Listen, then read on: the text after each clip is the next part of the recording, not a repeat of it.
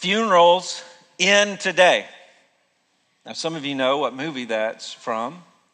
It's from the movie We Are Marshall, which is about the Marshall football team, the Thundering Herd, that began to rebuild after a plane crash in 1979 killed 75 people, including 37 football players. And the scene in the movie, some of you've seen it, the team gathers around a memorial for 6 unknown players before their first home game. And the coach, played by Matthew McConaughey, he gives this speech about honoring the players who have died by moving forward. And they're going to rise from the ashes and they're going to grab glory. And he ends this moving speech by saying, "Funerals end today." It's a very powerful sentence, right?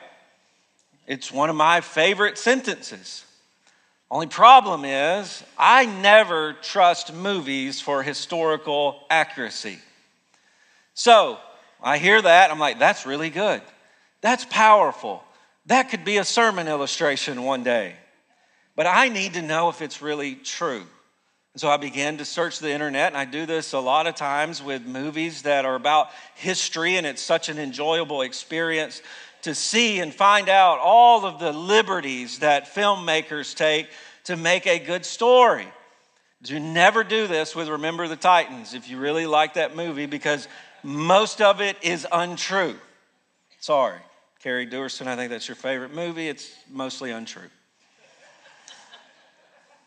But this powerful moment actually kind of happened, which makes me feel better about bringing it up today. It kind of happened. The coach would often say this to the players, and he would often say this to other teams as they would begin to prepare to play another team, because every stadium they went to, the other team would want to memorialize the players that died in the plane crash. And the coach would have to say, "We've already done this. We need to move on. This is affecting our team in bad ways. We need to play football. We need to move on." And he would say something like, "Funerals have to end." And don't you wish you could just say that one day and it'd be true? Funerals end today. Because the reality is, we know that that is a far-fetched idea in the world in which we live. We wish it were true. But what we found out in Genesis is that Satan did not lie, or Satan did lie, when he said, "You will not surely die." As Adam is promised the pleasure of sin, and the serpent speaks to him and says, "You will not die if you sin," we know that's a lie. And we experience that lie on a daily basis. We live in a world that has been infected with sin. We live in a world that is decaying with death. And it affects us in all kinds of ways, emotionally, physically. When it comes to our relationships and we experience the death of others, we live in a world where funerals are real. And we know why in the book of Genesis, because sin has entered the world.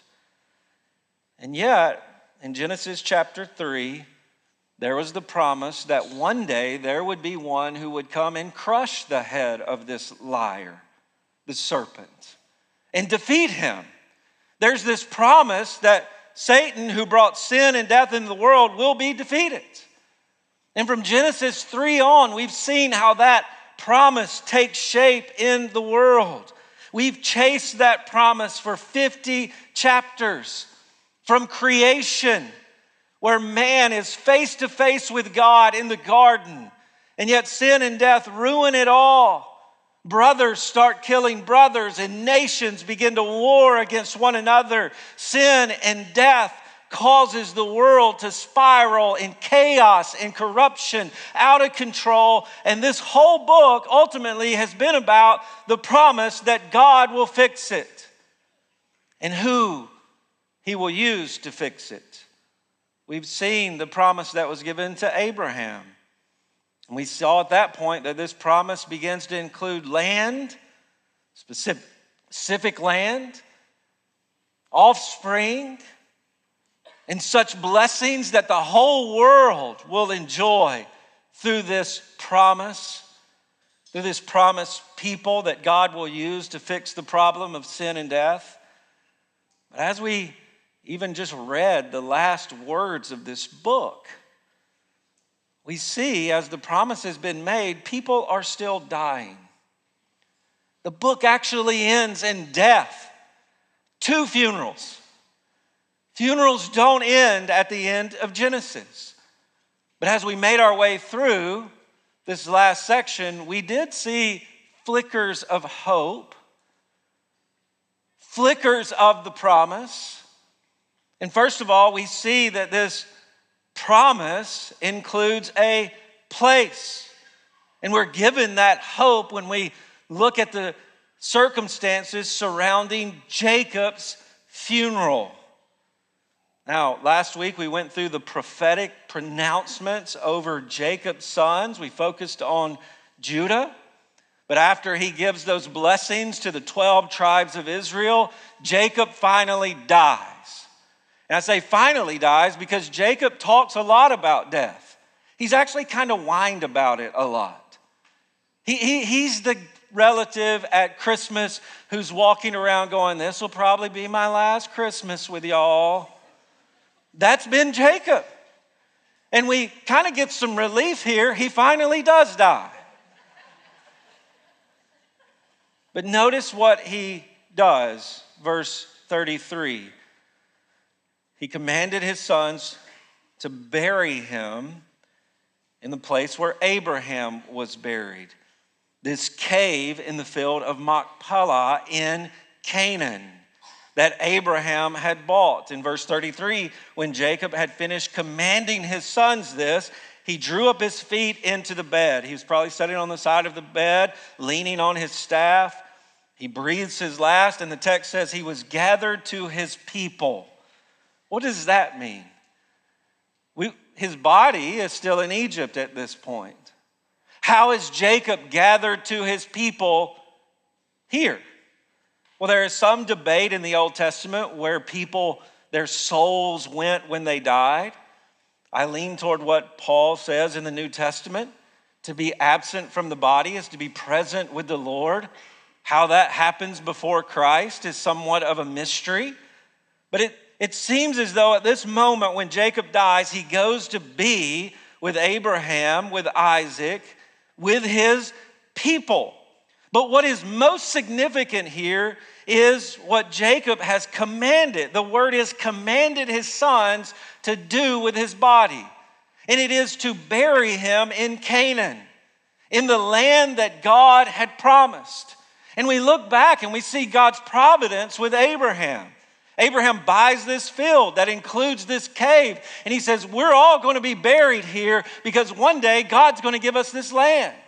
And that's more than sentimentality. I just want to be buried with mom and them. This is a promise that God is going to raise all of these bones up in this land. God is going to do what he said. He told us he's going to give us this land, so go ahead and put our body in the land so when we're raised up, that's where we're going to be. It is a declaration of God's promises. And we see this in the way that Joseph cares for his father's body. He goes through all of this elaborate preparation of the body, and it's in light of the promise. He doesn't have the body disintegrated. The body is important, and it must be cared for. They spend 40 days embalming this body, and the Egyptians were really good at embalming people. They cared a lot about death. Through death, you enter the afterlife, and there's a lot of great things that happen in the afterlife. And so they cared for the body, and Joseph here even adopts some of their practices before he takes Jacob back to Canaan. And we're reminded as Joseph cares for his dad in death, cares for the body, and then takes him to a place. We're reminded that we were created, body and soul, for a place. We're reminded of the moment where God gathered up dirt and breathed into the face of Adam. And Adam became a person, spirit, and body. We're reminded that that's how we were created and who we are. Your person is a body and a soul, and we have value created before God in his image in that way. And we will be body and soul. We will be this person forever. And this hope is declared here in the way that they take care of this body. If you're a believer here today, when you die, as I read earlier, the Apostle Paul says your spirit goes to be present with the Lord. And if you're a believer in Christ, the hope is one day, in the same way God breathed life into Adam, he will once again bring life from your body and joining your spirit and your body together in the same way he did Jesus when he raised him from the dead. And Jesus' body, Jesus' person comes up out of the ground. The same thing will happen to you. And in the same way Adam walked with God in a place, you will walk with a risen Lord in a place. Jacob's funeral reminds us of this. Reminds us of the hope of the promise, all of this care for the body, because even though death is present, the promise is still true. Do you realize you will experience eternity in ways that angels cannot? These spirit beings? You will experience the hands and the eyes and the mouth that speaks. You will experience glory and perfection. Who you are right now will be made right and perfect forever. And you got to meditate on that. Because right now we're headed to the new year, and a lot of you, you're writing it out. New year, new me. All these life hacks and ashwagandha that you're going to take this year. That's not anything illegal. It's a supplement. I think I said it correctly. But you're thinking about this new year. How are you going to do things better? And a lot of that has to do with your physical presence. Your health, your diet, your mind. The reality is you should think about those things, but only a resurrection will fix it. Only a resurrection. And that is the ultimate hope of the promise that God gives us. Your eyes will see clearly. Your hands will touch, and the sensations that you are meant to feel without sin and death in the world, you will feel. Your mind will be keen. And you will sing. I will sing with great clarity and goodness. You will be made like Jesus when you see Jesus perfectly. And we see that promise here. We also see hope in a funeral, but we see hope for the nations. In the next section there, we see Joseph went to Pharaoh and he asked, "Can I go and bury my father back in Canaan?" And not only does Pharaoh give him permission, the text beginning in verse 7 says he sent all of his servants and he sends his elders. And he sends all of the elders of the land of Egypt, these dignitaries. Really, the rulers of Egypt go to Jacob's funeral in Canaan. That's amazing. The only people left in Egypt or back in Goshen were kids and animals.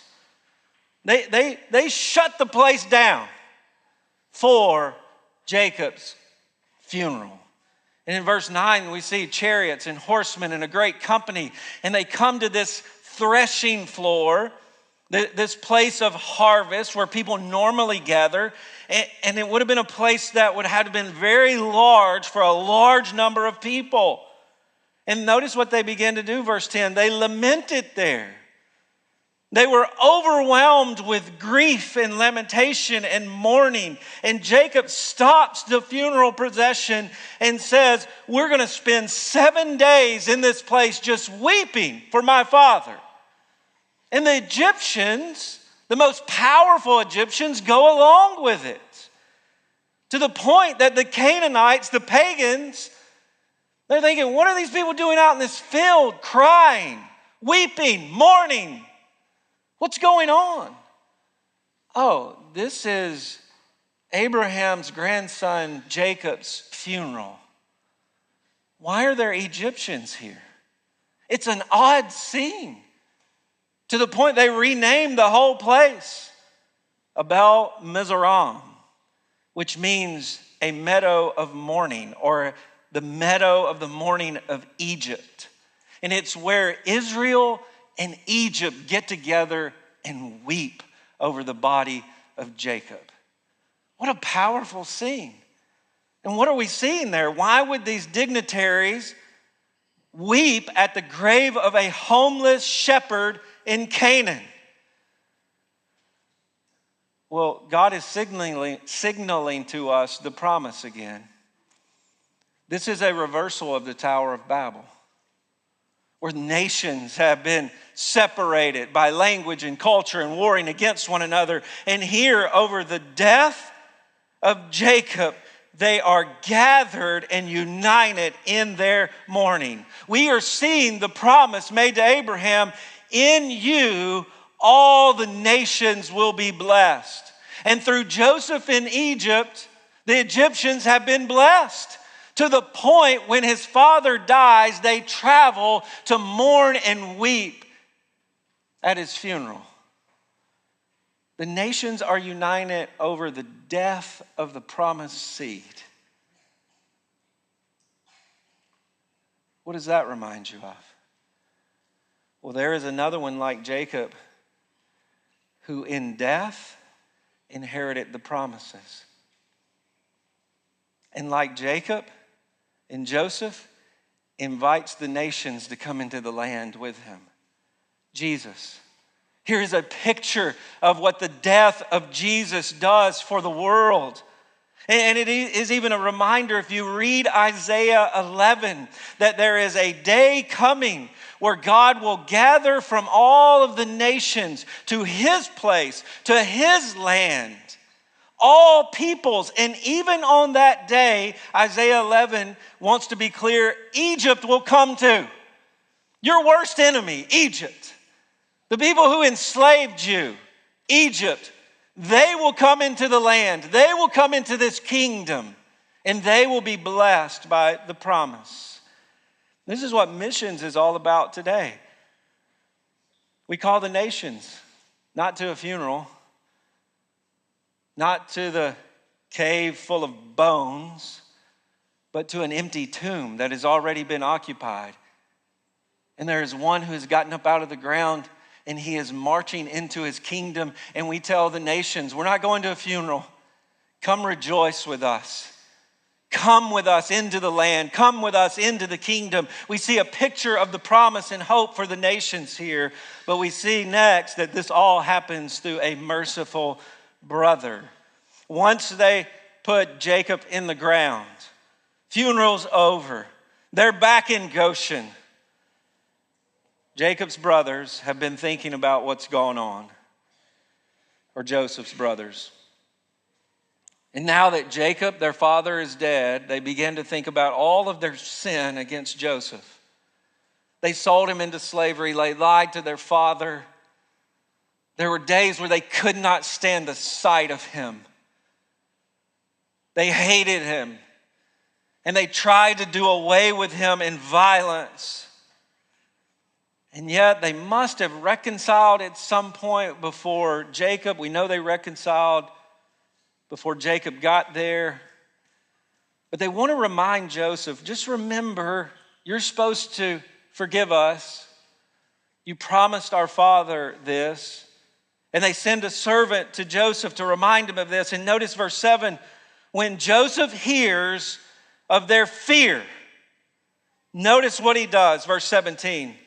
Joseph wept when they spoke to him. Just the thought that they would be fearful that he would repay them of their sin grieves him, breaks his heart. His brothers come at this point and they begin to bow down before him and weep before him. And they begin to plead for mercy. Behold, we are your servants. And Joseph says in verse 19, do not fear. Am I in the place of God? What Joseph is saying there is this is God's plan. Yeah, you're right. If it was my plan, you'd be in a lot of trouble right now. But this was God's plan. How do we know it's God's plan? Look around. God's people are prospering. They're being provided for. And he begins to comfort them with these words. Look around at all God has done. Even, verse 20, what you meant for evil against me, God meant for good. You did sin against me. There is a great injustice in what you have done to me, but God meant it for good and the good of many. We just saw a picture of the reversal of the Tower of Babel. What do we see here? Well, there once was a brother who did not see God's plan as good, and he took into his own hands justice. And Cain killed his brother Abel. And here we see a reversal. We see a reversal of that where there is a merciful brother. And we see Joseph not acting according to his own wisdom, but God's wisdom. And this was the temptation before Adam in the garden. Notice the words good and evil. Evil, what you meant for evil, God meant for good. Where have we seen that? Remember when the snake was tempting Adam? And he said, listen, don't be worried about this. God doesn't want you to sin, to take the fruit, because he knows when you do, you will be like him. And what does it mean to be like God? Knowing good and evil. And what does Adam do?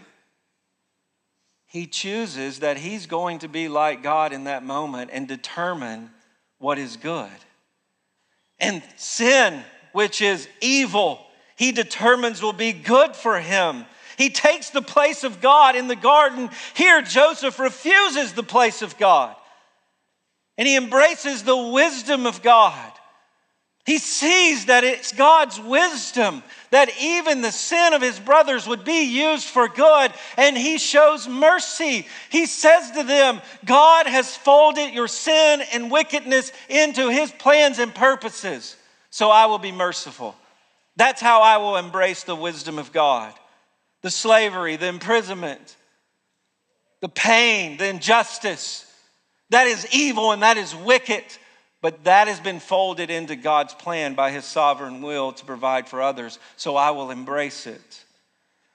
You realize that if you stop and think about it, our salvation is this wonderful, awe-inspiring, sovereign act of God's wisdom that we would never put together. If we're only thinking of our own wisdom, we're going to do what we want in the moment. But God is above it all, using even sin and wickedness for his purposes. Nothing is left wasted for God's plans and purposes. And we brought sin into the world that caused the curse of death. You know what God does with that? He uses that evil and wickedness even for the good of our salvation. The very death that we brought into the world, God uses to save you. Death. Death is what brings you life in Christ. God takes that evil, wicked thing, our worst enemy, death, and he uses it for our greatest good, eternal life. And Jesus embraces this as God's wisdom. He is the one who is greater than Joseph, who acts according to God's wisdom for our mercy. In Acts chapter 2, verse 23, the sermon Peter is preaching, and he says Jesus was delivered up according to the definite, predetermined plan of God, his foreknowledge. But you crucified and killed him, you by the hands of lawless men. Do you see how God takes evil and wickedness, the hands of lawless men who grabbed the Creator and nailed him to a cross out of fury and anger and vengeance? You see, the Jews wanted Jesus dead because he was a threat to their religious power. They hated his guts. And the Romans enjoyed and delighted in killing criminals because it elevated them in society. Look what we can do to anyone who opposes us. At the cross, we see violent wickedness. We even see the height of our sin. That's what our sin caused. The most horrific, wicked, evil day in human history. But God folds it into his plan to give us mercy. Isn't it mind-blowing? Doesn't it cause you to just reflect and ponder and wonder of this amazing sovereign God that we have? The greatest injustice in human history has been used for the greatest mercy, because Jesus says, I'm going to act according to God's wisdom, not my own. And so first of all, if you want to be merciful to others, stop and think how God is using your situation for good. That'll cause you to be merciful to others.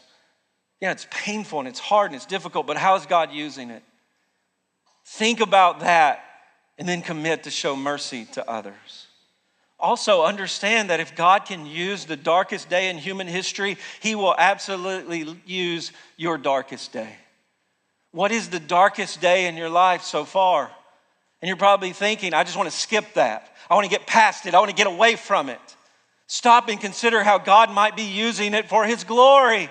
All the good that might come of it. And then remember, your salvation is a sovereign act of God's grace to make evil good. We even see that in the gospel. Think about what Paul writes in 2 Corinthians 6, verse 21. He made him who knew no sin to be sin for us, that in him we might become the righteousness of God. That's the gospel, where God takes our evil and makes it good. See, in sin, we made what was good very evil. Your life that God had given you is good, and you took your life and you made it evil and wicked by serving yourself. How does God fix it? By grace. He treats Jesus, his son, as evil so he can make you good. That's the gospel, that God can make what is evil good through the death of his son. And only God can do it. Notice the words of Joseph here. Am I in the place of God? Am I in the place of God? And you need to ask yourself that. Because some of you right now are trying to take your evil and bad and make it good, and you can't do it. Only God can do it. The circumstances in your life you can't fix, but more so the guilt in your life that you are bound and determined to cover up with goodness. This time in my life, this sin, this moment, and you spend your life trying to sort of gloss and glaze over all of the bad with good stuff, hoping somehow it will all disappear and no one will see it and I can keep it covered up. And when I stand before God, there will be more good than evil. It ain't gonna happen. It only happens in Christ, who in the place of God on the cross dies for your sin. And you who are evil and wicked and have sinned against God, through faith in him can become good, but not according to your goodness, the goodness of Jesus. Finally, we see hope in a box of bones. Notice, we get to the end, Joseph gets to see all of his grandkids. And then, toward the very end, the text says, he made the sons of Israel swear. So just like his father, who is commanding his sons to take him back to Canaan, Joseph sits down and says, we're going to prepare for my funeral one day, but it's going to be 400 years later. It's going to take 400 years to get me in the ground. And he tells them, because this isn't our home in Egypt, God's going to come, and notice the text says in verse 25, surely visit you, and when that happens, I want you to carry my bones from here. So I want you to put me in a coffin, and I'm going to rot there as much as an embalmed Egyptian whatever can rot. And then, 400 years from now, just like God told our grandfather Abraham, he's going to come and he's going to take us back to the land. I want you to set my coffin over to the side until that happens. And when that happens, y'all all get the coffin and let's go back. And you're going to put me in the ground back in our land. And Genesis ends by saying they embalmed him and he was put in a coffin in Egypt. That's how the book ends. Joseph's bones in a box. And we read in Hebrews that he did this by faith. He trusted in the promises of God and gave clear directions. Now think about this. Joseph has reached legend status in Egypt. People are going to know about Joseph